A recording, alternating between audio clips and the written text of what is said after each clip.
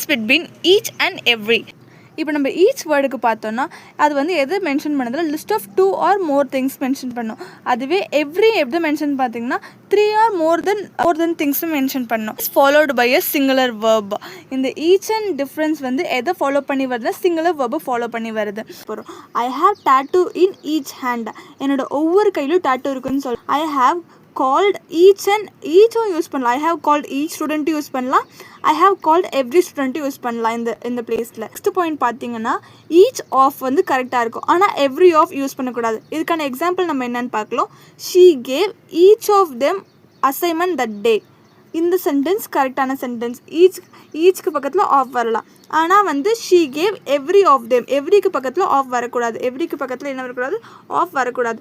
So every of them தப்பு, but she gave each of them அசைன்மெண்ட்ன்றது கரெக்டான word. So இதில் நெக்ஸ்ட் ஞாபகம் வச்சுக்க போகிறது we use adverbs such as almost, practically, nearly with every, but not with each.